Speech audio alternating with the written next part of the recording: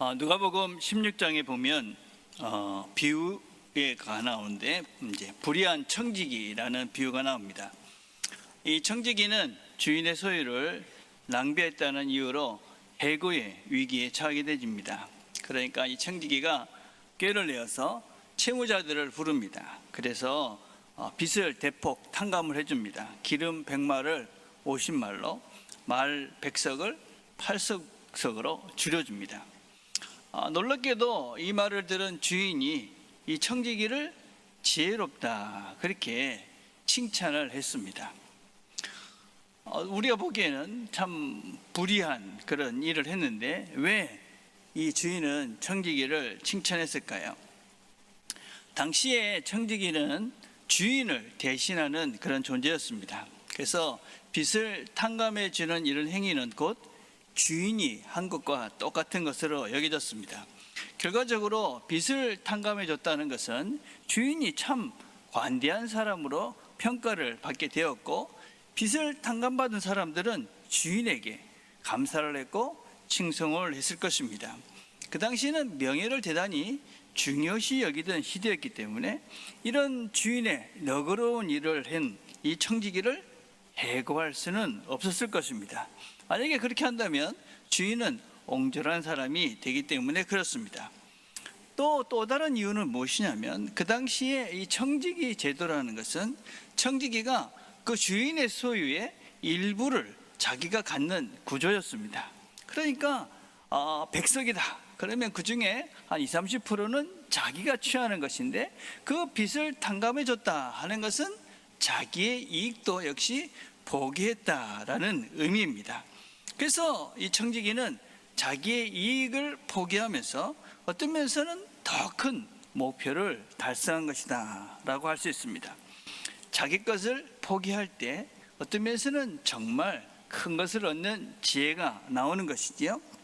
그리고 주님께서 이렇게 말합니다. 내가 너에게 말하노니 불의의 재물로 친구를 사귀라. 그리고 재물을 섬기지 말고 재물로 하나님과 사람을 섬기라. 그렇게 결론을 맺습니다.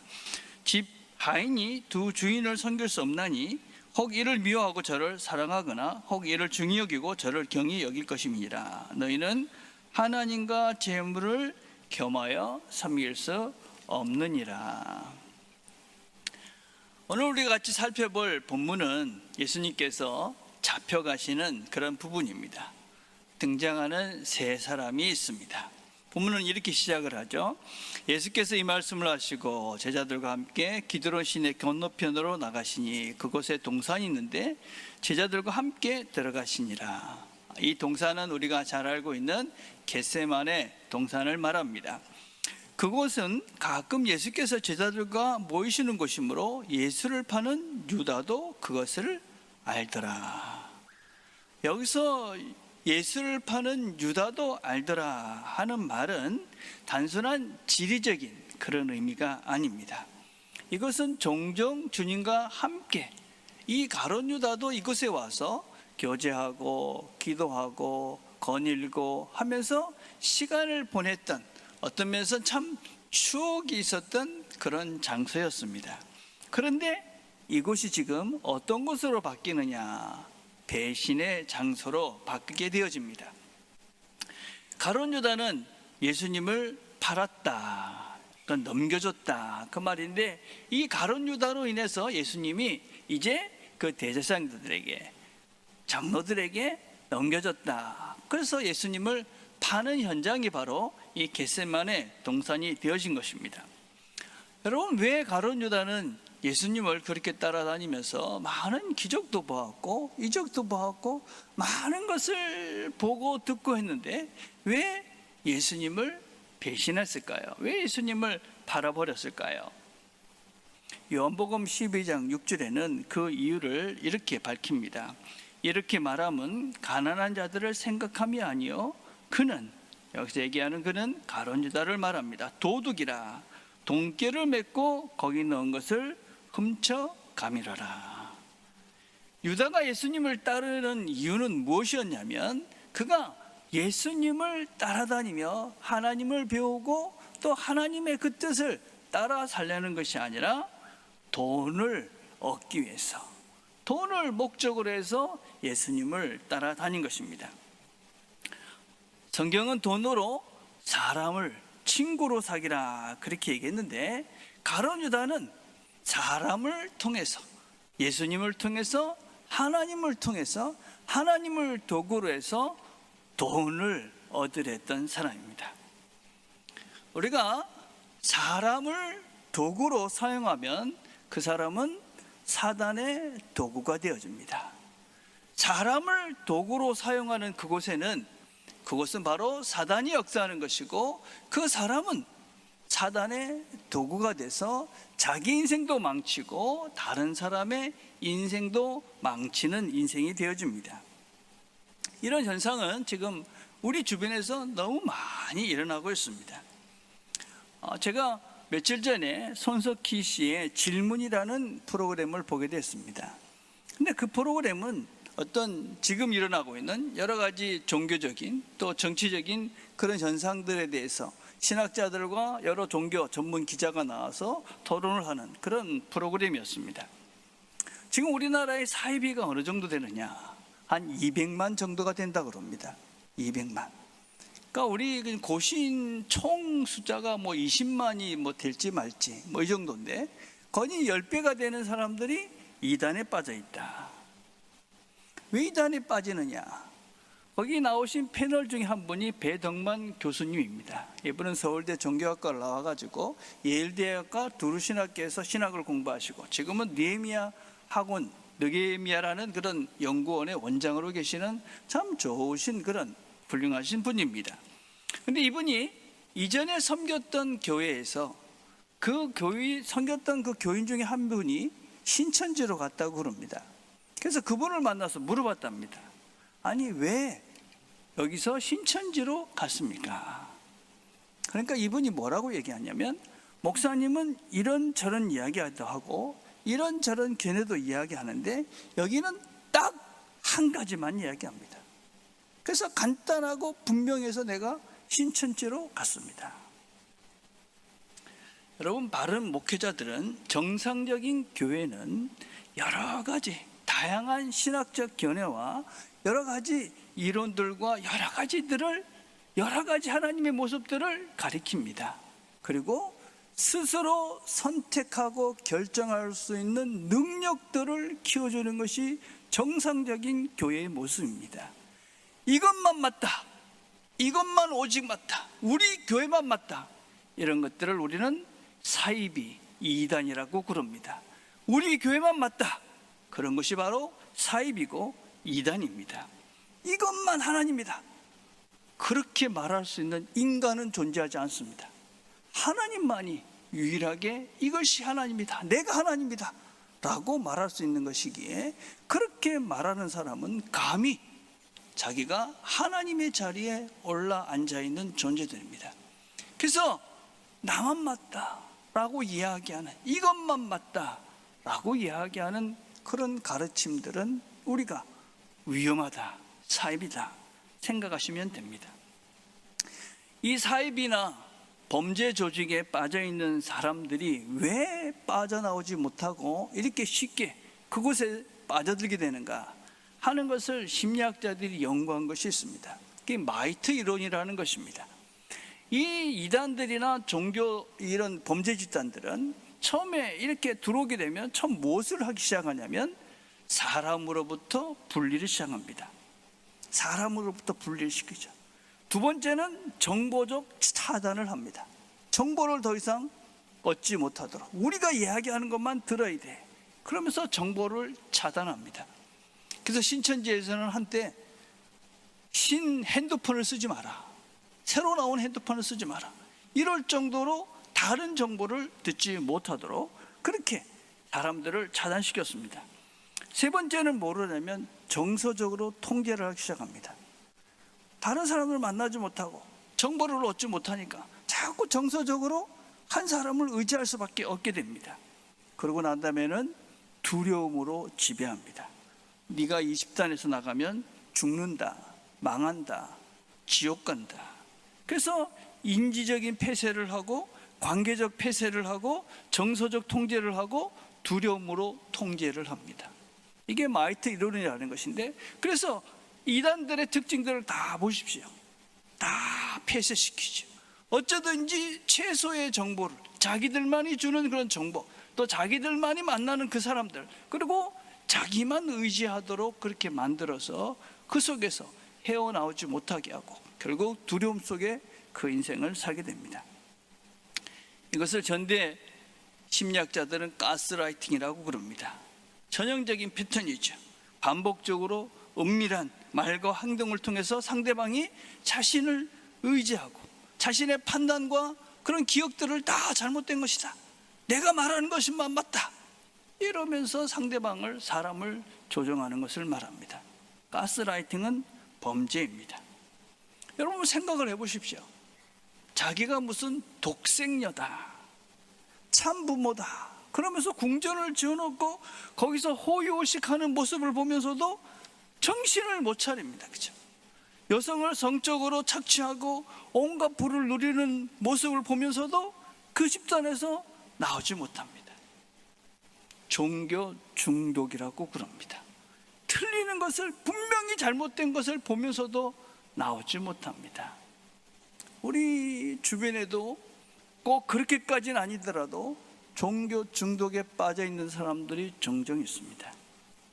정치 영역도 마찬가지입니다, 여러분. 여러분, 정치는 사람을 위한 것이죠. 그런데 우리가 어떤 이념이 다르다고 해서 누구를 미워하고 누구를 정죄하고, 그렇게 친하던 사람이 그냥 정치적 신념이 다르다는 것으로 꼴보기 싫다, 정치 중독이 된 겁니다. 그럼 뭐 그럴 수 있죠, 그죠? 내하고 생각이 다를 수 있죠. 너는 A를 믿냐? 나는 B가 좋다. 그럼 끝나면 되죠, 뭐. 근데 너 왜 그걸 믿어? 너하고는 이제 절교야. 정치 중독이 된 상태를 말합니다. 모든 것들의 중심이 무엇입니까? 사람인 것이죠. 사람. 그래서 우리가 이 사람이 도구화가 되고, 사람을 우리가 도구에서 자기의 목적을 이루는 이런 사람들, 이렇게 된 사람들은 사단의 도구가 된 것입니다. 가룟 유다는 안타깝게도 돈을 위해서 예수님을 도구로 사용했기 때문에 그는 사단의 도구가 되었습니다. 사단이 그 안에 들어가서 그를 다 제어해버렸습니다. 그래서 예수님은 가룟 유다의 삶을 이렇게 표현합니다. 그 사람은 차라리 태어나지 아니하였다면 제게 좋을 뻔하였느니라. 태어나지 않는 것이 더 좋을 뻔한 인생, 이게 바로 사단의 도구가 된, 사람을 도구한 인생의 비참한 모습입니다. 우리가 성경에 오늘 보면 나타나는 두 번째 인물이 있습니다. 베드로라는 사람입니다. 예수님을 잡으러 온 사람들이 예수님을 찾습니다. 그러니까 예수님이 내가 그다 그렇게 말씀하시죠. 18장 6절입니다. 예수께서 그들에게 내가 그니라 하실 때 그들이 물러가서 땅에 엎드려지는지라. 내가 내다, 이건 헬라말로 에고 에임이라는 뜻인데, 그건 하나님이 출애굽기에서 나는 스스로 있는 자다 라는 말과 같은 의미입니다. 하나님의 자기 선언이시여, 나는 나다, 나는 하나님이다, 그런 말을 하니까 예수께서 그들에게 내가 그니라 하실 때 그들이 물러가서 땅에 엎드려지는기라. 하나님이 하나님이다 그렇게 말하니까 이 사람을 잡으러 온, 예수님을 잡으러 온 사람들이 물러가서 무릎을 꿇습니다. 하나님의 말씀에 무정한 군인들이 무릎을 꿇은 것입니다. 아마 이 장면을 보고 베드로는 용기를 얻었을 것입니다. 그리고 베드로는 그 전에 예수님의 그런 능력 많으신 것을 많이 보았습니다. 그래서 그런 용기를 내서, 그리고 가지고 있던 칼로 이 제사장의 종이었던 말고의 귀를 베어버립니다. 우리가 살아가면서 가장 일반적인, 대부분의 사람들이 대하는 그런 방법이죠. 내가 힘이 있다, 내가 억울한 일을 당했다, 그런데 상대방을 제압할 수 있다. 그럼 당연히 그 힘을 사용해서 상대방을 제압해버리려는 것이 일반적인 그리고 지금 우리가 살고 있는 그런 현실이죠. 힘이 있는데 내가 왜 참아? 내 힘으로 가지고 저 상대를, 저 적을 무찔러 버려야지. 그게 일반적인. 그래서 우리는 힘을 가지고 내 능력으로 상대방을 제압해 버리고 싶은 것이 우리의 본성입니다. 주보를 나중에 한번 잘 읽어보십시오. 악한 말 한마디가 불쾌한 음식을 삼키는 것보다 오래 남아 스스로와 타인 모두의 마음을 어둡게 한다. 반면 선한 말은 물 한 방울이 마른 땅을 적시듯 작은 친절이라도 깊은 평안을 선물한다. 내 입에서 나오는 언어가 다시 돌아와 내 마음에 꽃피울 것임을 기억하라. 내 입에서 나오는 언어가 다시 돌아와. 내 입에서 말하는 그 언어가 다시 돌아와 어떤 사람에게는 마음을 어둡게 하기도 하고 어떤 사람들에게는 꽃을 피우는 언어가 되어진다. 내가 하는 말은 다 돌아 결국 나에게 돌아온다. 말뿐이 아닙니다. 행동도 마찬가지죠. 우리가 악한 말을 하면 악한 말이 돌아서 결국 나한테 악한 말이 오고, 그래서 결국 나는 또 다른 악한 말을 하고, 그래서 악한 말의 순환 속에서 악한 인생을 살 수밖에 없죠. 행동도 마찬가지죠. 내가 악한 행동을 하면 결국 상대방도 악한 행동을 할 수밖에 없을 것이고, 결국 그 악한 행동이 돌아서 나한테도 악한 행동을 더할 수밖에 없는 존재가 되는 것이지. 선한 행동을 한다면, 선한 말을 하면 선한 말이 돌아 결국 나한테 선한 것이 오니 또 선한 말을 할 것이고 선순환이 되는 것이죠. 행동도 똑같은 것이죠. 더 큰 힘으로 제압을 하려니까 더 큰 싸움이 되고 더 큰 상처가 남는 것이죠. 내가 상대방을 제압하려니까 더 큰 힘이 필요하다. 그래서 더 큰 힘을 가지고 상대방을 제압합니다.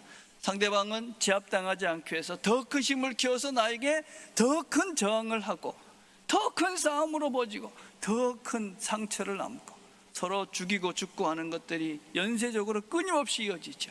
폭력이 또 다른 폭력이 낳고 또 다른 폭력을 낳고 전쟁과 분쟁이 끊임없이 벌어집니다. 현재 이스라엘과 팔레스타인에서 벌어지는 일들이 우리가 보고 있는 실제입니다. 이스라엘이 더 큰 힘을 가지고 있다 그래서 사람을 함부로 죽이고 그 사람들을 더 폭력으로 대합니다. 그 사람들이 그냥 있을까요? 그렇지 않을 것입니다. 그 사람들은 어떤 수단과 방법을 가리지 않고 또 폭력으로 이 사람들에게 저항할 것이고 또 큰 폭력으로 그들을 제압할 것이고 또 다른 폭력으로 그 사람들을 보복할 것이고 결국 죽이고 죽고 하는 끊임없는 사슬 속에 서로가 평화가 없는 전쟁 속에 살 수밖에 없는 나라들이 되어줍니다. 예수님께서 그래서 이렇게 말씀하십니다. 마태복음 26장 52절에는 칼을 가지는 자는 다 칼로 망하리로다. 칼로, 힘으로 뭔가를 제압하려는 그 사람들은 결국 그 힘 때문에 서로가 망할 수밖에 없다. 자, 예수님은 어떻게 하십니까? 예수님은 이렇게 말씀하십니다. 예수께서 베드로더라 이르시되 칼을 칼집에 꽂으라. 아버지께서 주신 잔을 내가 마시지 아니하겠느냐. 예수님은 내가 하나님이다 그래 선언하니까 그 예수님을 잡으러 온 군사들이 다 무릎을 꿇습니다. 예수님의 권위에 다 굴복을 합니다. 예수님은 충분한 힘을 가지고 계신 분이었습니다. 그러나 예수님은 칼을 사용하시는 분이 아니라 잔을, 하나님 아버지께서 주시는 잔을 마십니다. 이 잔은 여호와의 심판, 고난의 잔이며 예수님의 고난과 죽음, 십자가를 의미합니다. 예수님은 아버지의 뜻대로 십자가를 지시겠다고, 내가 기꺼이 이 잔을 받겠다고 선언하십니다. 예수님께서 왜 자신을 내어주실까요? 왜 예수님께서는 자기 자신을 내어주시는 십자가의 자리로 가실까요? 그것은 하나님께서 사람은 단순한 도구가 아니라 사람은 단순한 도구가 아니라 하나님께서 하나님 자신을 내어줄 만큼 존귀하고 소중한 존재라는 선언입니다. 십자가는 무엇이냐면 하나님이 우리가 너희들은 도구가 아니다, 너희들은 얼마만큼 존귀한 존재냐, 하나님이 내가 독생자인 그 예수인 하나님을 십자가에 못 박아 죽을 만큼 그만큼 너희들은 존귀하고 소중한 존재들이다. 그 십자가는 하나님의 사랑이고 하나님의 희생이고, 그래서 십자가의 그 방법은 힘으로 세상을 제압하는 것이 아니라 내 자신을 내어줌으로 사람을 사랑하고 존중하는 존재임을 확인시켜주는 현장입니다. 우리가 어떤 것으로도 대신할 수 없는, 돈으로도 명예로도 권력으로도 그 어떤 것으로도 대신할 수 없는 존귀한 하나님의 사랑받는 존재들이 바로 너희들이다. 그래서 십자가는 교환의 장소다 그랬습니다. 베드로전서 2장 24절에 이렇게 말합니다. 친히 나무에 달려 그 몸으로 우리 죄를 담당하셨으니 이는 우리로 죄에 대하여 죽고 의에 대하여 살게 하려 하심이라. 그가 채찍에 맞음으로 너희는 나음을 얻었나니. 그래서 십자가의 방법은 내 자신을 내어주는 것입니다. 우리가 내 자신을 내어주는 그 자리에 새로운 역사들이 일어나는 것입니다. 십자가를 통해서 죄인이 의인이 된 것입니다. 우리는 더 이상 죄인으로 살 존재들이 아닙니다. 질병이 나음을 얻는 장소입니다. 폭력이 평화로 바뀌는 장소입니다. 교만이 겸손으로 바뀌는 장소입니다. 미움과 저기가 사랑으로 바뀌는 곳입니다. 지옥이 천국으로 바뀌는 장소입니다. 우리가 십자가를 진다는 것은 무엇이냐? 예수님처럼 기꺼이 다른 사람을 위해서 내가 희생하는 그 자리에, 내가 손해보는 그 자리에, 내가 낮아지는 그 자리에, 내가 그 십자가의 그 자리에 설 때 내가 사는 삶의 현장들이 더 이상 죄와 죽음과 교만과 폭력의 장소가 아니라 평화와 사랑과 회복과 새로운 생명이 시작되는 장소로 새로워지는 것입니다. 하나님이 우리를 이런 방법으로 사랑하셨다는 것을 알고 기꺼이 십자가를 지고 걸어가는 인생들이 예수를 믿는 사람들입니다. 그런 삶의 속에서, 그런 삶을 살아가는 우리의 삶의 현장 속에서 평화가 이루어지는 것이고, 사랑이 이루어지는 것이고, 겸손의 나라가 이루어지는 것입니다. 여러분의 가정들 속에서 여러분 스스로가 희생하고 낮아지고 손해보고, 우리 교회에서 우리 스스로가 낮아지고 손해보고 희생하고, 우리 나라에서, 내가 속한 직장에서 내가 손해보고 희생하고 낮아지고, 그 십자가의 길을 걷는 그곳에 이 하나님의 나라가, 하나님의 천국이 그곳에서 이루어져 가기 시작하는 것입니다. 우리가 살아야 될 이 길은 힘도 아니요 사람을 도구하는 방법도 아닙니다. 예수님이 가신 십자가의 길을 가는 것이 그리스도인들이 이 땅을 살아가는 방법입니다. 예수님은 그 위급한 상황에서도 제자들을 돌보십니다. 얼마나 예수님께서 우리를 사랑하시는지를 보는 것이죠. 너에게 내가 그니라 하셨으니 나를 찾거든 이 사람들이 가는 것을 용납하라. 예수님은 자기가 잡혀서 이제 그 잔을 마시는 순간에도 자신의 제자들을 다 용납하라. 이 사람들을 가는 것을 용납하라. 이 사람들에게 더 이상 해를 끼치지 말라고 말씀하십니다. 아마 수십 명이 예수님을 잡으러 왔을 것입니다. 왜냐하면 예수님과 함께 했던 제자들이 10명이 넘으니 그 사람을 잡으려고 얼마나 많은 군대들을 데리고 왔겠습니까?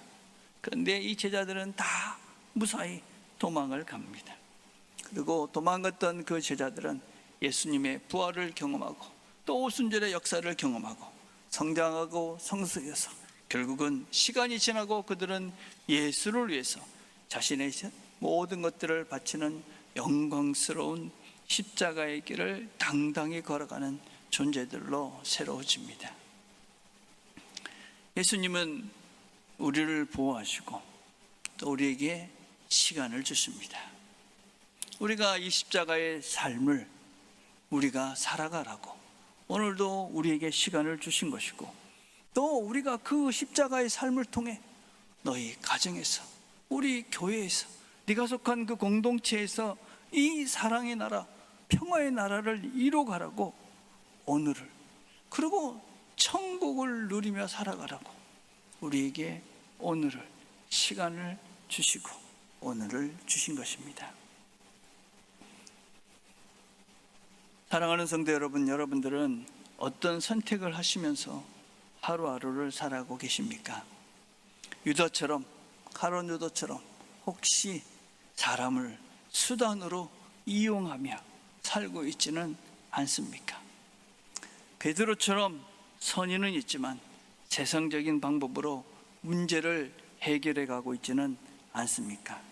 아니면 예수님처럼 칼이 아닌 잔으로, 힘이 아닌 사랑을 선택하며 오늘을 살아가고 있습니까? 십자가의 그 길을 선택할 때 우리의 가정과 내가 속한 직장과 우리 교회가 사랑과 평화의 천국의 나라를 우리가 누리며 살게 될 것입니다.